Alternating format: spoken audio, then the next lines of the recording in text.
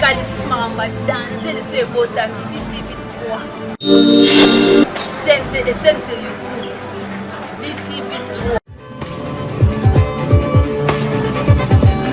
3 bana poto bana partout bana monde entier balobi site ya monene BTV 3 babi landa makambo bien na kati ya BTV 3 on se retrouver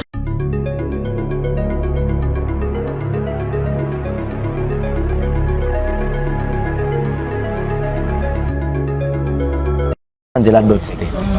Ils ont voix mususu eleki sexualité te na kopesa ba démon. Bazo vivre lelo olongola zemi ya c'est là 15 ans. Mais na yebiso na 16e année comment vivre ba conseil. Là na yebi moi c'est moi comment ki ndumba parce que mobile na abimaka na moi c'est ndumba. Bonzambe na nkolo bisika bozali na tomboli bino vraiment mokolo ela mpepo ko ela mobisika bovandi na botando na bino pona kolanda émission na bino Bonzambe kati na nkolo. Bonzambe o kati na nkolo mingi to wanda kolobela bino kaka masolo o etangami ya Biblia, masolo o etangami ya Bonzambe, masolo o etozolobela kaka makambo o ebengami ya Nzambe parce que balobi c'est lui le Père, le Fils et le Saint-Esprit. Yemoko tata, yemoko mwana, yemoko pe elimo santo. Tokutani na évangéliste Elonga o tokomeka kosolola na lelo ma tozo kota na mwa point moko boye oyo toyeba ba conséquences nango pona lobi surtout na basi oyo babali nanu te ekozala ndenge nini. Bonjour papa Elonga. Bonjour maman nangai Abouchi. Dieu fait grâce qui mena ngolo na epenza ngolo ezali. Ngolo ezali. Lelo oyo kolobela mingi bana basi oyo nanu babali te bazo tambola na mamibali ebele résultat nango ezali. Ça s'appelle tout ça cher Saint-Esprit azala au centre ya communication. D'accord. Éternel te prie merci pour le moment favorable. Tika était auto kolobankolo za la malbeuti pa na yo mais bon moto sala ni intellect na biso. Vous allez confesser comme on a été na moment on a mettre en mosika na biso par le nom de Jésus-Christ nous avons supplié. Amen. Amen. Voilà par rapport à la question na yo je dirais l'homme quittera son père et sa mère, il s'attachera à sa femme, les deux deviendraient une seule sœur. C'est la parole de l'Éternel. OK. Moto mobala akokoma moto moko na mwasi na ekana nzela sexe eza nzela dot te dot eza kolakisa mwasi faut quitter mobali peut faut quitter signe ya kokabwana rupture entre les enfants et entre la fille et ses parents signe wana ki mobala ndimina zwa mwana bino en charge na kele kobikana lokola moto moko eza na moyen wana mais kokoma moto moko eza na nzela sexe. Maintenant transfert de démons, la voie la plus facile pour nous faire le transfert de démons c'est d'abord le sexe. Ils ont la voie mususu eleki sexualité te na kopesa ba démons. Alors lundi ozalaki na Richard, mardi komina Elonga, mercredi komina Pichu, jeudi komi ozo koma à plusieurs fois na plusieurs personnes moto moko. Or la personne, une seule personne au azala bonzambe te, il peut être possédé par des mauvais esprits. Moi c'est moi comment qui ndumba parce que mobile na abimaka na moi c'est ndumba. Mobile ka coucher na moi c'est ndumba. Les esprits impurs de l'impudicité écoute kata mobile. Aina ndako libala ya coucher na moi sina. Moi ça comme ko ndumba. Et mobile romi ko akize moi ça habite la bomba manzaka. Ayebite ke yemte ko wekisa moi la bata moi si. Donc transfert de démons et ça les marque à partir de sexe, ma relation sexuelle. Yango ezalaka vraiment impossible soit interdit pour un enfant de Dieu on a abilité à une relation sexuelle avant le mariage. Avant le mariage. Et surtout l'endina ou mardina ou mercredi on est comment bien ngomi toi ma kelemba. Mama kelemba yo yo mo chaka bongo. Somba kabelo. Mais batu ba pesa mo kelemba ka yo lia kaka. Donc ce sont des choses où ils allaient ko boma lelo ba nzambe ebele et puis c'est une voie de débauche et impudicité où écoute tindi ka lobby vers l'enfer. Pourquoi le sexe pourquoi toujours sexe ezala sexe toye biango eza eloko moko eza précréation o ezo pesa mwana mais lelo bat ba komi conseiller la sexe na sens moko ya rentabilité pour na ba plaisir sexuel na ba. Effectivement parce que éducation sexuelle est sa maraté. Même dans niveau ba foyer au monde qui est difficile mo boti até ya mwana et concernant la sexualité parce que est commis tabou. Et puis bana ba komi ko koyeba mingi à travers bato oyo bazola kisa bango eza bato mingi baza bato ba monde occulte. Voilà. Tant moi la fan azota ba film pornographique. Bato ba ko besoin la capacité rolongola ba filmer bango. Allez-y comprendre que ba perdre bon sens.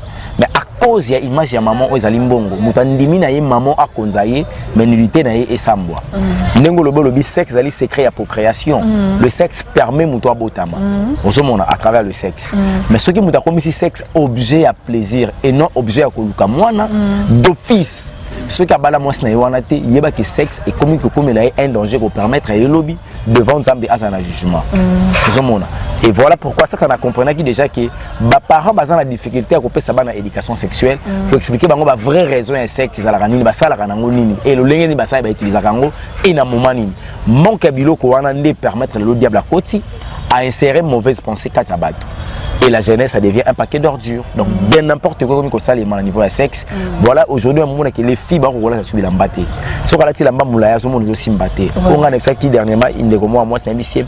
Et on a dit pour me coucher, pour me coucher, ce qui me peine sur les bandes pour un pour évangéliser, c'est un me peine de ce qui libane a raison.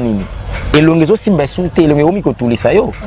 Au tien maquillage, au monde qui est aussi m'attendait pour ce butin. Botala non koto pe non botala te zarape moi bien bana ta koto yo to ndenge ndenge ko nga mwasi mobala ya kana quoi aya kana vie ya mwasi no linga zo monela mwasi soka molinga masanga minga pe soka rendez-vous à bar et na rendez-vous à bar qui ko détruire vina soka molinga mambo sambela akobongola pe mutema ko mi chrétien po azwa kayo dans le lenga yo zo la tela ebilamba po o après o tirer attention na yeba ke ozo pese intention et non, il y a aucun mariage, mais il y a aucun parce que tant que on faisait ça, on a peine à l'aventure, on a baby, to baby sans la caca.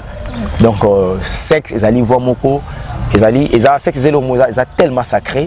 Donc, on a retrouvé la langue sous culotte, bino ba maman romas bolati sous vêtements, c'est Christ, beaucoup c'est sous pantalon. Donc, ça prouve que c'est quelque chose qui est tellement sacré. Parce que la nudité peut pourrir la vie d'une autre personne.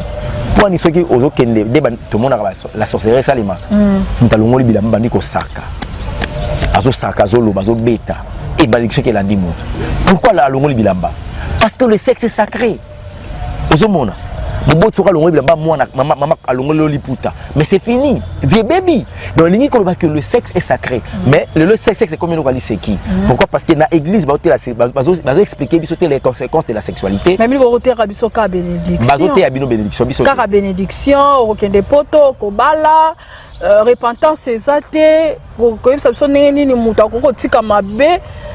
Nzela malamu ezate bénédiction côté tellement mutu to aza vision kara bala tambona mituka kende bipai na bipai ya ngonde message to komi kozona kati église papa elonga. Voilà pourquoi mon nza mabi elonga bolonga na brosse boya na mokili boya ko bimisa message.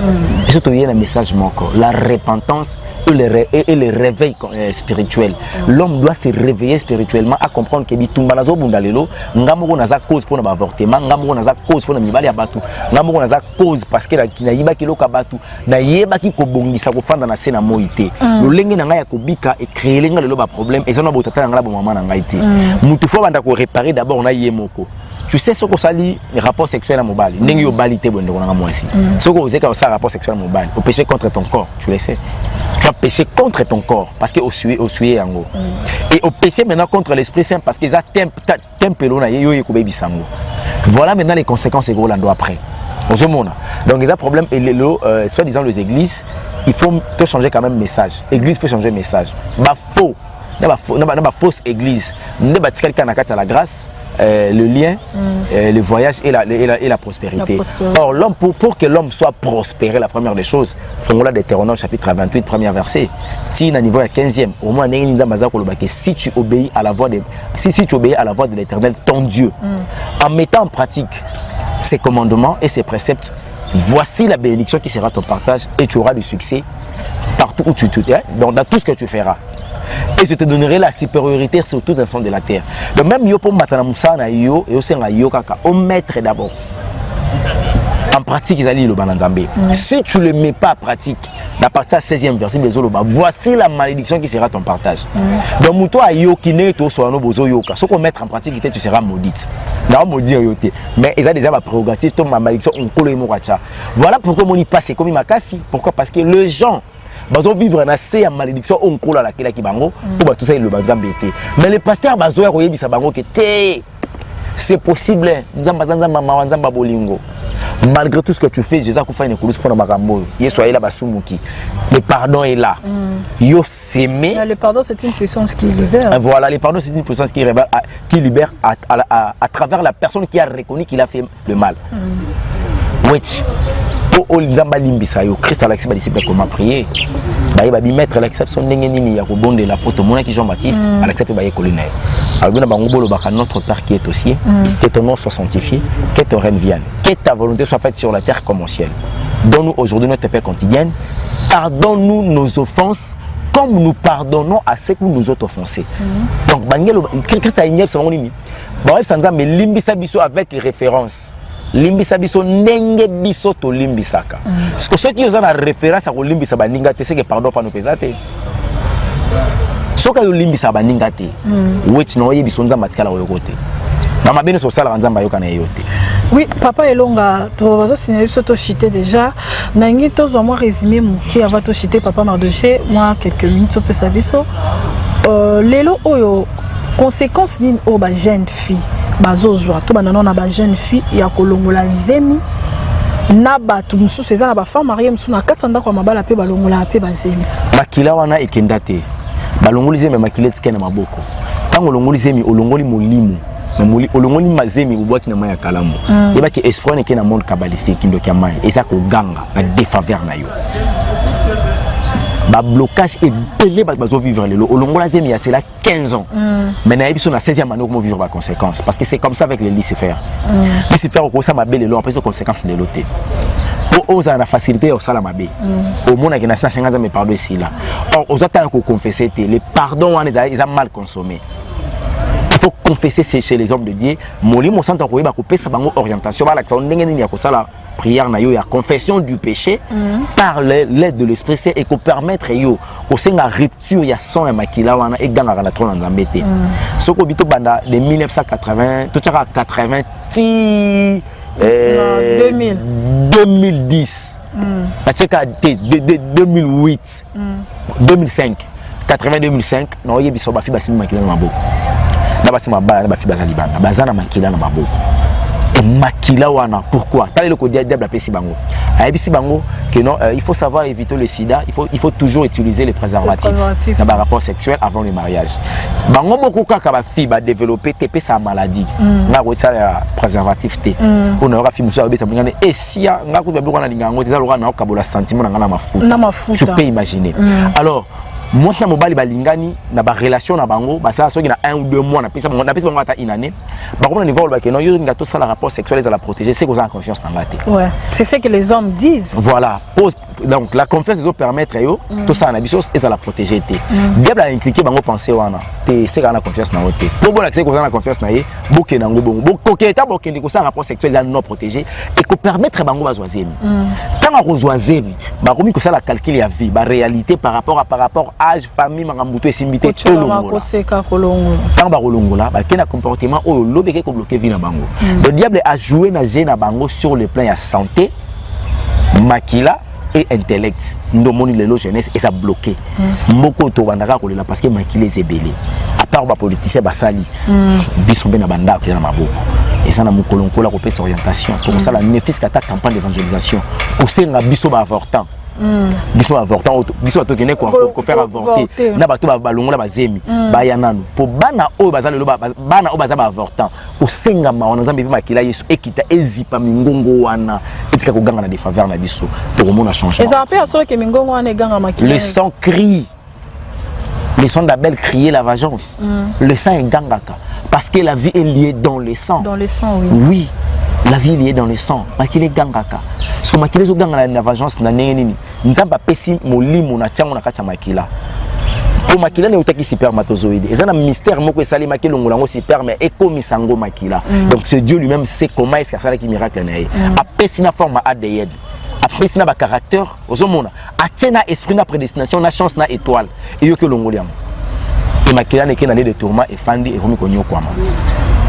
Et qu'il faut profiter de ta mouchouna magicien parce qu'il n'a pas sa fille moi l'ongoli zemba na pour sa makila wana et qu'il profiter de magicien wana yo muto ozu sportini na lié de tourment ose la lola avant bandakuna la Bible est claire c'est que l'homme aura semé il moissonnera okobuka ngo autrement ta musuki ba no lezo simbate tu as des problèmes oye baté exemple makila mona moko yo sopa ki tanga avant kutoko na libala le mobala comme comme maltraité ozo baté pourquoi est-ce que mobala maltraité yo ozo quand sa famille baningo te or que ça ba makila yo sopa ki et ça ba réparation musu il faut ba non na makila. OK papa elonga o esala ke ba jeune fille lelo yo azomona ki azobondela azokende koluka bozo sambela pona e a roza solution te azana besoin séparer très akoma otambola ba mituka a payer mafuta ya na ville atamba ba kokutana kana bato babenga bango ba musulman balataka zambala po basukola ye lobi azwa chance monde wana est-ce que ezala ngo normal po ezala ba mwali mususu na kutana bande ko basi mususu balobi ke alo baloka makambo basala nzambe balobaka na yo est-ce que on peut batambola na lié ya bonzambe to baza hors c'est ça hors bonzambe parce que biso premièrement chercher premièrement les royaumes des cieux et on dit biso balaki ça qui biso on biso to royaume ça peut bandeko chercher premièrement les royaumes des cieux ceux qui n'ont pas le royaume des cieux na relaxer mutuka posa na on bosa ko ça na lo accident ceux qui qu'on a PC na la qui senzela mutuka PC pour simplicité cause de lango sida on monite que chemin na la qui se memele mutuku on a fait ce chemin à vie qui est Jésus-Christ. Or Jésus-Christ est venu chercher premièrement le royaume des cieux. Balukaka royaume des cieux la première des choses, recevoir Christ comme Seigneur et Sauveur personnel et à vie nayo. Deuxièmement, marcher avec la sainteté. Bonne basukola bango we. Nazolo banayo akeko mikaba akabi vie na mobimba. Et ça réduction à âge. Peut-être tu on a beaucoup fait 70 ans. Au souffrir été, au long de 15 ans. Il y a un moment où il va bendelo 15 ans et bénédiction va pécio. Mais 15 ans, il y a eu exigence sur la terre et l'ombre. Et puis, comme on a eu un livre de vie, il y a un zambo zate. Comme on a eu un livre de vie, il y a Satan pour le beau qui est fait. Donc, on a pour ça. On a ça que moi moi là sanga bango na nzoto. C'est mon signe que ça va jeune fille na kata loko. Les transfert de démons a eu esprit on va dire que posséder quatre naé à côté sur côté. Mais il y a ça. Danger de ce beau TV3. Bana poto bana partout bana monde entier balobi site ya munene BTV3 babi landa mambo bien na kata BTV3 on se retrouver